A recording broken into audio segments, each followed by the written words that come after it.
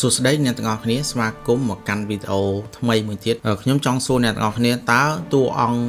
superhero មួយណាដែលមានតំណែងតំណងជាមួយនឹងឪពុកខ្លួនឯងស្មុគស្មាញជាងគេភាគច្រើនប្រហែលជាយើងនឹកឃើញដល់ Tony Stark និង Howard ឬក៏ Thor ជាមួយ Odin តែបើនិយាយឲ្យមែនតែនទៅ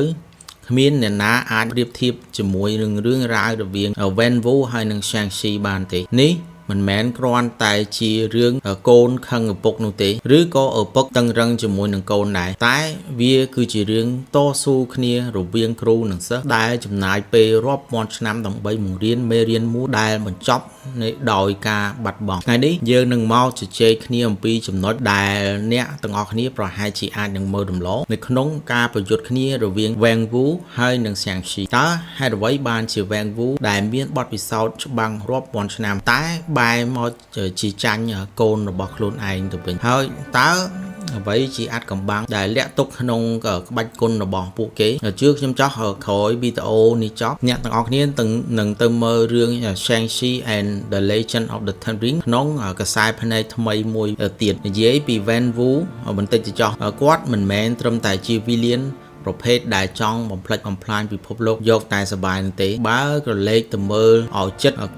Van Wu គឺជាមនុស្សម្នាក់ដែលជាប់គាំងនៅក្នុងអតីតកាលសម្រាប់គាត់ Shang-Chi មិនមែនគ្រាន់តែជាកូនតែគឺជាស្នាដៃដែលគាត់បន្សល់ទុករបស់ Van Wu គាត់បានបង្វឹក Shang-Chi ឲ្យក្លាយទៅជាអាវុធសម្រាប់សម្លាប់មនុស្សតាំងពីអាយុ7ឆ្នាំម្លេះគិតមើលទៅក្មេងអាយុ7ឆ្នាំតើគួរលេងឡានជ័រតែ Shang-Chi បែរទៅជារងកណ្ដាប់ដៃរបស់ឪពុកខ្លួនឯងទៅវិញត្រង់ចំណុចនេះហើយដែលធ្វើឲ្យ Van Wu ក្លាយទៅជា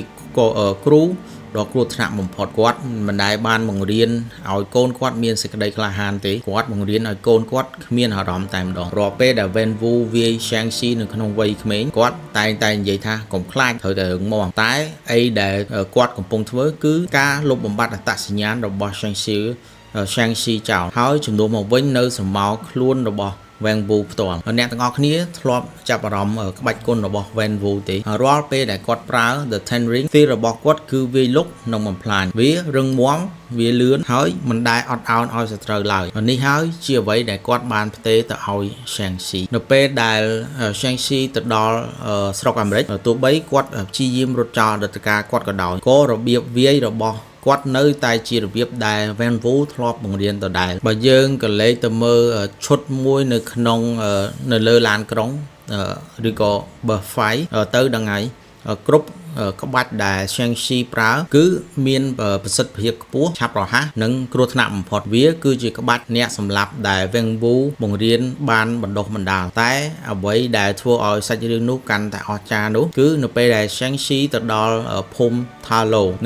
នៅទីនោះដែរគ្រូទី2របស់គាត់គឺអ្នកមីងរបស់គាត់ដែរបង្ហាញឲ្យឃើញពីភាពខុសគ្នារវាងកម្លាំងនិងអំណាចឬក៏ power អ្នកទាំងអស់គ្នាប្រហែលនឹងចាំបានឈុតមួយដែល Shang-Chi ហាត់ក្បាច់គុណជាមួយមីងរបស់គាត់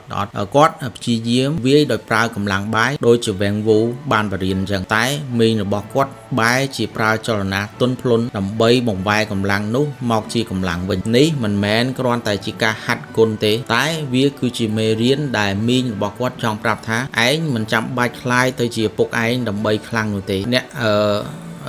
Shang-Chi អាចយកភាពទន់ភ្លន់ពីម្ដាយនិងភាពរឹងមាំពីឪពុកមកបញ្ចូលគ្នាដើម្បីបង្កើតជាអ្វីរបស់ខ្លួនឯងឥឡូវយើងចូលមកដល់ឈុត Climax ដែលជាការប្រយុទ្ធគ្នាចុងក្រោយរវាង Van Wu ហើយនិង Shang-Chi វិញនេះគឺជាមេរៀនចុងក្រោយដែលសិស្សរៀនគ្រូវិញម្ដងនៅពេលដែលពួកគេវាយគ្នានៅមាត់ច្រកចូលរបស់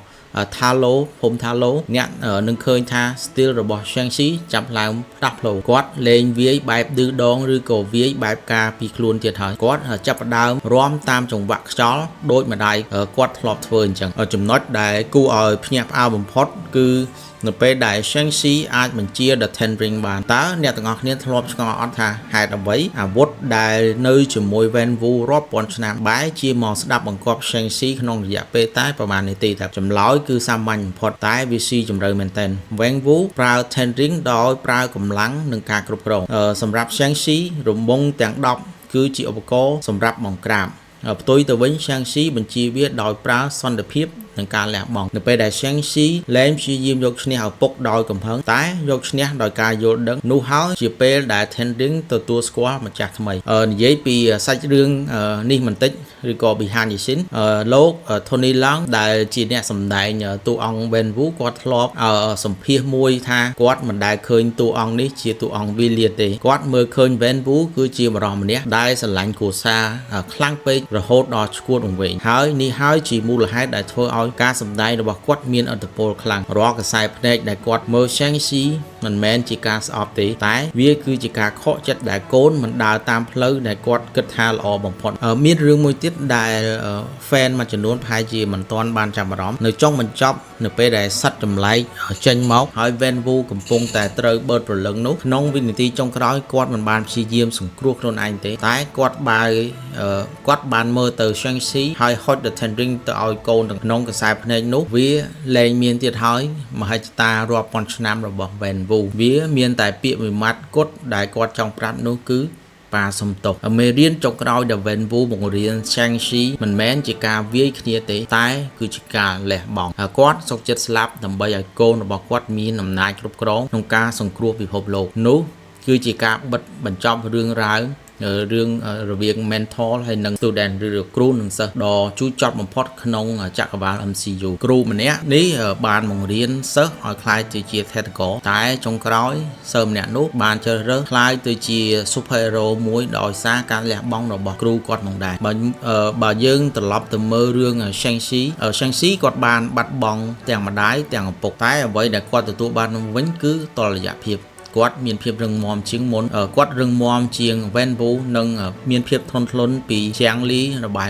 ម្ដាយរបស់គាត់គិតមើលទៅបើ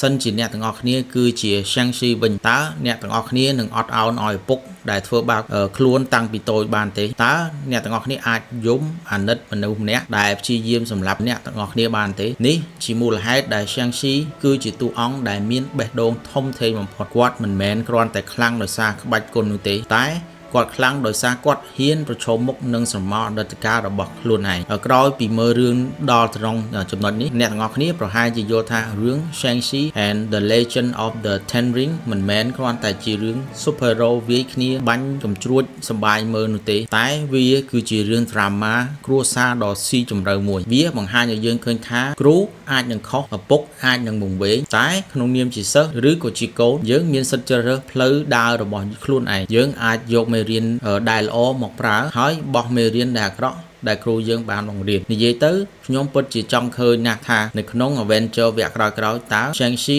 នឹងប្រើ The Ten Ring នេះទៅជាយ៉ាងណាព្រោះឥឡូវនេះរង្វង់ទាំង10របស់ Ten Ring លែងទៅជាអាវុធដែលឈ្លានពានទឹកដីទៀតហើយតែវាគឺជាកេរដំណែលនៃក្តីស្រឡាញ់និងការលះបង់របស់ឪពុកគាត់ម្នាក់ដែលបានទុកឲ្យកូនប្រុសរបស់ខ្លួនចោះអ្នកទាំងអស់គ្នាគិតយ៉ាងម៉េចដែរ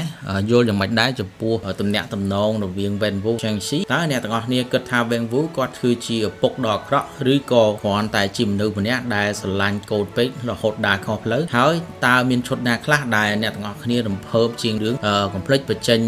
មតិរបស់អ្នកគ្នានៅខាងក្រោមសម្រាប់ថ្ងៃនេះខ្ញុំសង្ឃឹមថាការវិភាគនេះនឹងធ្វើឲ្យអ្នកទាំងអស់គ្នាបានចំណេះដឹងថ្មីនិងមើលឃើញពីភាពម៉ត់ចត់របស់ Marvel ក្នុងការបង្កើតសាច់រឿងអញ្ចឹងចាំជួបគ្នានៅវីដេអូក្រោយៗទៀតខ្ញុំនឹងព្យាយាមរកតួអង្គផ្សេងនៅក្នុងចក្រវាល MCU អញ្ចឹងអ្នកនាងកុំភ្លេចចុច like ឬក៏ subscribe ដើម្បីទទួលបានសាច់រឿងល្អៗពី Marvel ឬក៏ Superhero ផ្សេងៗអរគុណច្រើន